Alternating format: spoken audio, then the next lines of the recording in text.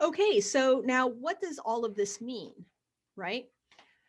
Well, given average operations, right, we can see that Ritz-Carlton has a lot at stake because it owns 13 properties. It owns 13 properties and it manages a full 38 properties, right? So it's responsible for the income statement of 13 properties, but it also earns management fees off of 38 properties. And if the Ritz-Carlton DC is any indication of normal operations, that's going to reflect like $106 million in kind of profit that Ritz-Carlton has at stake. And you can see from the sensitivity analysis, even if we have a 1% drop, right, in ADR, and let's say a 1% drop in occupancy rate, that leaves us to this cell, right? We can end up losing about $3 million, the difference between this and this, these two cells. We may end up losing $3 million,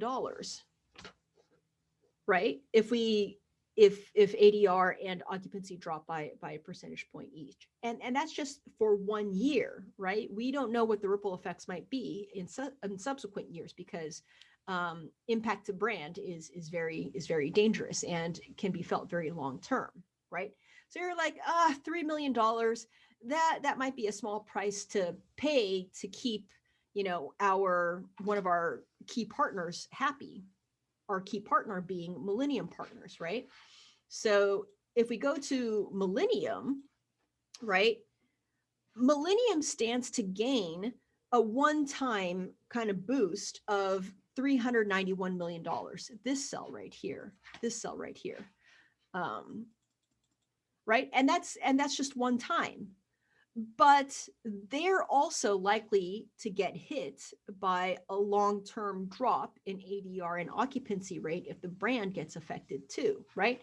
So for the 1 year, for the one-time open, they may make $391,000, but in the long run, right, they may be hit, they may be hit, um, they may be hit as well, right?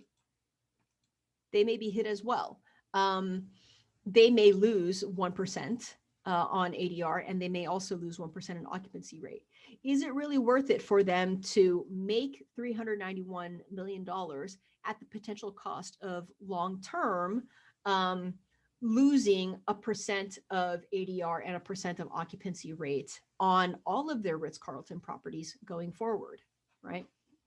Um, on Ritz-Carlton's side, I would fight tooth and nail. I would recommend to James McBride and Ritz-Carlton to fight tooth and nail to not go along with like this recommendation, just because they have a lot of money at stake. They have a lot of properties that they manage and own, and one hit to their brand in one property can ripple through to all of their other properties as well.